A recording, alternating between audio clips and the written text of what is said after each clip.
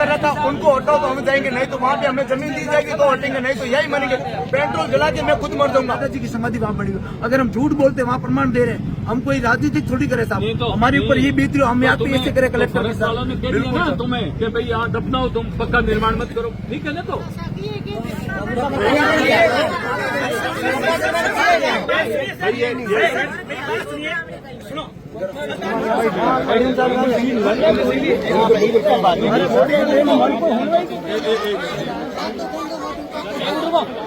एक सेकंड अरे लारो भट्ट साहब, क्या कुछ मामला था आपके, क्या संज्ञान में आए, यहाँ पहुंचे हो तो उसके बाद में क्या कुछ पता चला है? देखिए, मुझे पता चला कि एक डेथ बॉडी को लेके कुछ लोग कलेक्ट्रेट की ओर आ रहे हैं और उन्हें फ्यूनल नहीं करने दिया जा रहा है। वाकई देखो साहब, फिर मैं आप पे समझ सका कि एड टफ टाइम रे मीना अगर कहना कलेक्ट्रेट की तरफ उनकी मदद आ रही है तो जाहिर सी बात है कि बहुत संवेदनशील मामला है। मैंने जय ठा पड़ी हूँ, ये जगह पहुंचे हूँ, परिवार लोग सड़क रे माथे डेथ बॉडी लाके बैठा था, तो अपना सवारी भी एक नैतिक जिम्मेदारी बने कि अपे हुआ परिवार रे लोगों ने हिम्मत दिया, ये टफ टाइम रे मीना अपे हुआ मैंने कहा कि कम से कम जो पार्थिव देह है उन्हें ना सम्मान दो, उन्हें हमारी बात राखी, उन्हें तमाम चीजा ना पार्थिव देह जो है डेथ बॉडी ना गाड़ी रे मीना राखी करे और जो भी उपयुक्त मैं चीज कर सकता हूँ करी। साथ ही साथ जो सबों बड़ी समस्या आ रही कि यहाँ ना फ्यूनल कौन करने दी जा रही है, आज मैं भेड़ा हाँ प्रशासन का लोग भी ये था यहाँ ना भी माँ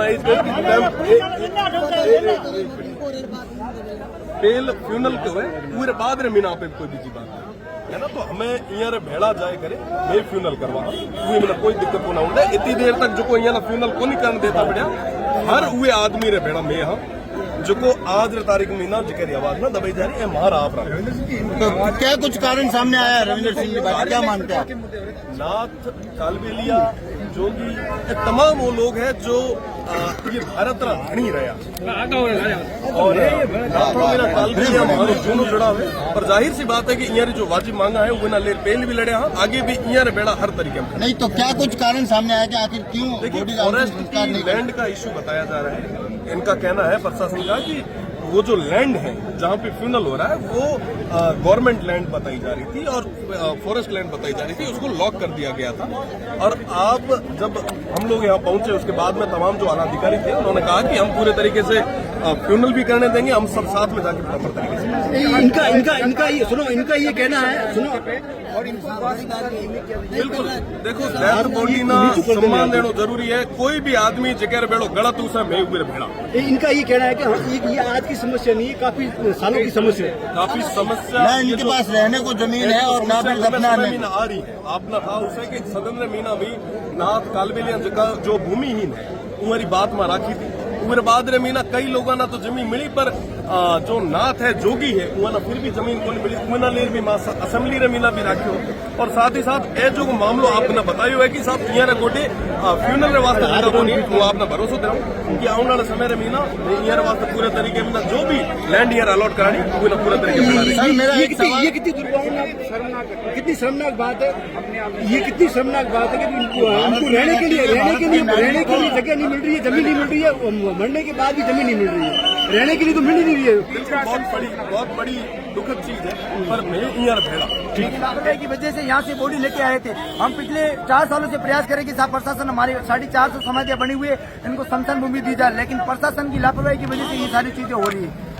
और ये आज का नहीं है, पिछले राजस्थान के अंदर पूरा इशू आ रहा है। हम कहते हैं ना सारे जहाँ से अच्छा हिंदुस्तान हमारा है, लेकिन हिंदुस्तान के अंदर कालबेलिया कम्युनिटी के लोग इनके नहीं है।